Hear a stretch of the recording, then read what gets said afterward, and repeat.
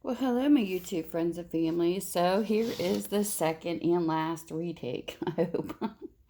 These are books 14 through 18. My videos were backwards and I didn't realize it, so I decided to do a retake on these books because they look pretty funky. They look backwards and upside down. So, we are going to start with The Teeth of the Tiger by Tom Clancy. And this is a 2003 copyright. This is what the book looks like.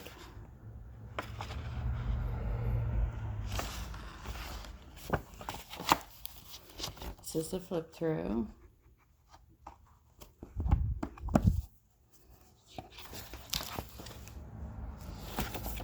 And this is what the book is about. In the brave new world of terrorism, where anybody with a spare AK-47 and knowledge of kitchen chemistry or simply the will to die can become a player, the old rules no longer apply. No matter what new governmental organizations come into being, the only ones that could be truly effective are those that are quick and agile, free of oversight and restrictions, and outside the system. Way outside the system. In a nondescript office building in suburban Maryland, a firm named Henley Associates does a profitable business in stocks, bonds, and international currencies, but its real mission is quite different: to identify and locate terrorist threats and then deal with them in whatever manner necessary. Set up with the knowledge of President John Patrick Ryan, the campus is always on the lookout for promising new talents. Its recruiters scattered throughout the armed forces and government agency, and 3 men are about to cross its radar.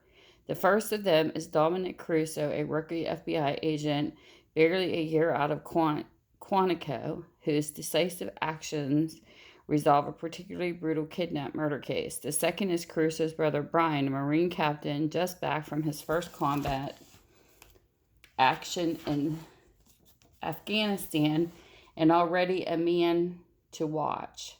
And the third is their cousin, a young man named Jack Ryan Jr. Jack has grown up around intrigue as his father rose through the ranks of the CIA, then to the White House. Jack received a life course in the world and the way it works from agents, statesmen, analysts, secret servicemen, and black ops specialists such as John Clark and Ding Chavez.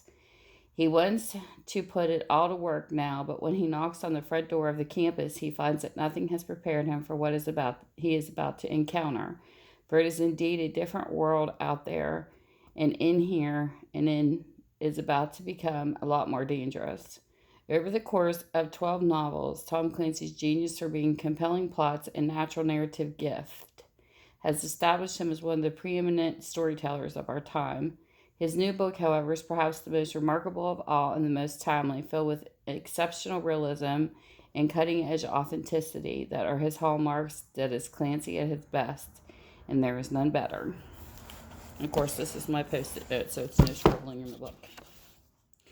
So, anyways, these are all going to be $3.50, and if you're interested, each.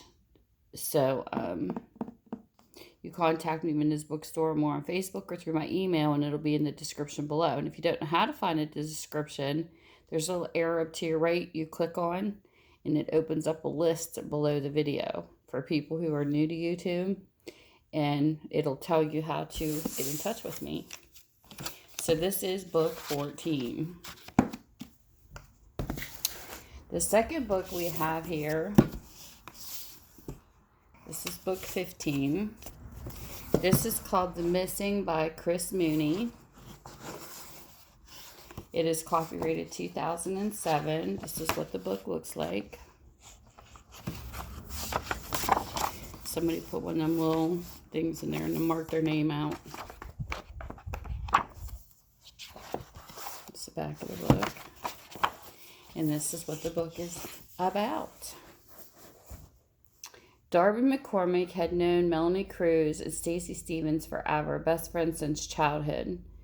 The threesome had survived high school together, but one night in the woods, drinking beers to celebrate Melanie's 16th birthday, the 3 unsuspecting teenagers witnessed the grisly murder of a woman. Darby and her friends fled the scene, but they left behind a clue to their whereabouts, which only simplified the killer's revenge. It didn't take long to find them. This time, only Darby survived.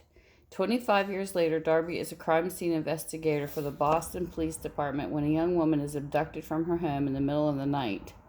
Darby finds an unexpected witness, a woman dressed in rags hiding behind a garbage cans kept underneath the back porch of the victim's house. The woman is dangerously malnourished and is so distraught, so terrified, she believes she is still locked inside a dark prison cell and that Darby is one of her fellow prisoners.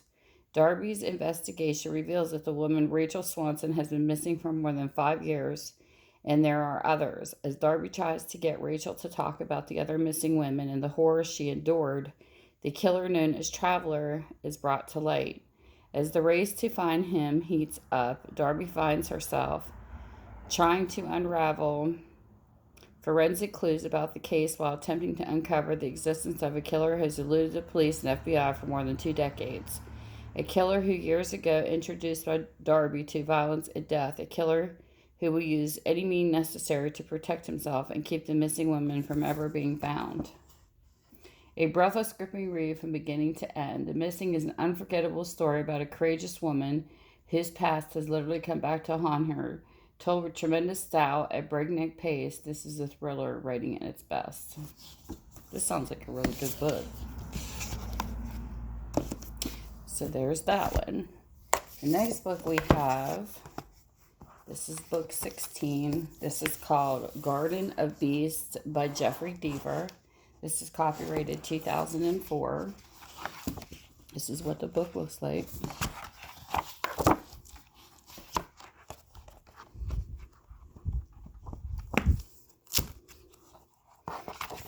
Just the back of the book. And this is what it's about. Paul Schumann, a German-American living in New York City in 1936, is a mobster hitman known as much for his brilliant tactics as for taking only righteous assignments. But then Paul gets caught, and the arresting officer offers him a stark choice: prison or covert government service. Paul's asked to pose as a journalist covering the Summer Olympics taking place in Berlin. He's to hunt down and kill Renan Ernst, the ruthless architect of Hitler's clandestine rearmament. If successful, Paul will be pardoned and given the financial means to go legit. If he refuses the job, his fate will be Sing Sing and the electric chair. Paul travels to Germany, takes a room in a boarding house near Tiergarten, a huge park in central Berlin, but also literally the Garden of Beasts, and begins his hunt. In a classic Deaver fashion, the next 48 hours are a feverish cat-and-mouse chase as Paul stalks Ernest through Berlin, while dogged Berlin police officer and the entire Third Reich apparatus search frantically for the American.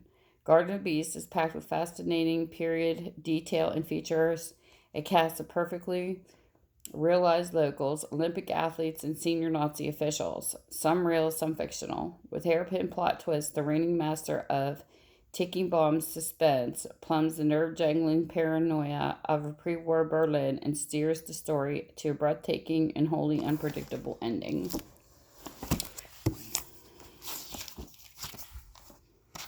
And then we have the next book, which is book number 17.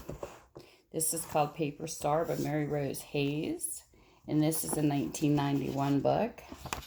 This is what the cover looks like. What the book looks like. The only thing I've seen on this one is there's like a little mark right there, like a smudge.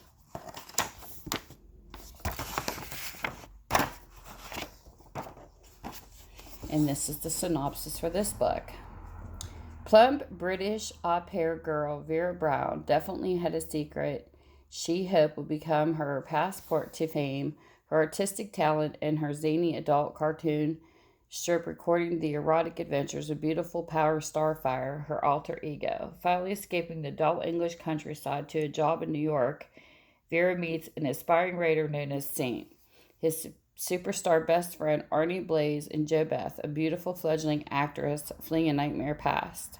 Thrown together at one of Arnie's megastar parties, the four pledge a friendship that would soon be tested by their decision to go west for a chance to grab at Hollywood's gold ring and to participate in some of Southern California's legendary decadence. When Vera sells her Starfire character to the movies and Saint signs on as a screenwriter, and Jo Beth is cast as the lead opposite Arnie, they are off and running. In high-powered Los Angeles and on a film location, a remote, primitive jungle site, the four friends pursued desire full tilt. But they discover too late the price of success. A jealous woman's betrayal gets Saint thrown into a Mexican prison where he has to fight for his freedom and his sanity. And Vera, Arnie, and Jo Beth find themselves dangerously entangled with an unscrupulous producer who plays mind games and blackmail with equal vindictiveness. The swirling, sweeping story of four friends, the intrigues that link them, explores the full breadth of human emotions and human folly. It is a novel that has everything: style, passion, suspense, and betrayal, deadly obsession, and tender love, set against one of the most glamorous backdrops in the world. So there's that one.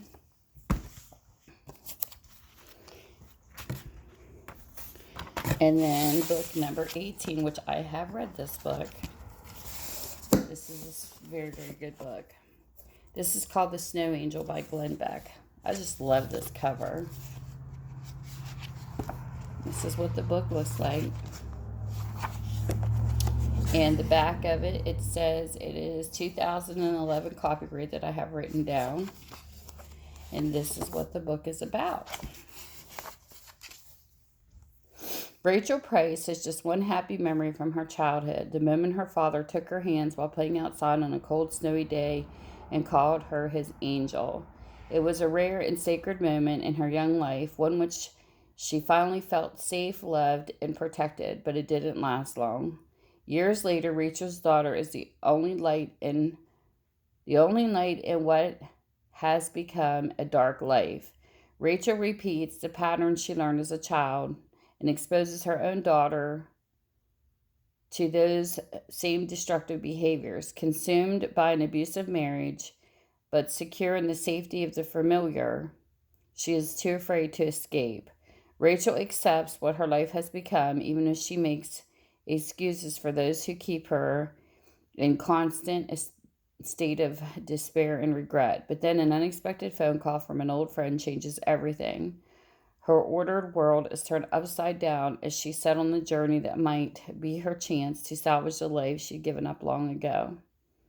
While new friendships tentatively blossom, Rachel realizes that everything she once believed may be nothing but lies and misunderstandings. But knowing the truth is not as easy as it seems. Sometimes ignorance truly is bliss. As the snow falls and the promise of Christmas redemption nears, Rachel begins to see her entire childhood in a brand new light and must now decide what her future holds and what her past really means. Will knowing the truth set her free, or will it condemn her to a life of regret and what ifs? The Snow Angel is a poignant tale about family, forgiveness, and the freedom to live a future free of the past. And that sounds awesome, and it is awesome. So anyways, those are the books I had to catch up on. Next video should be new ones. And thank you all. And if you ever see my stuff backwards and I don't catch it, which I am going to try now on to double check, please let me know in the comment section. Thank you. And you guys and gals all have a great day. And thank you for visiting with me on my channel. I appreciate it. And with that, bye. Mwah.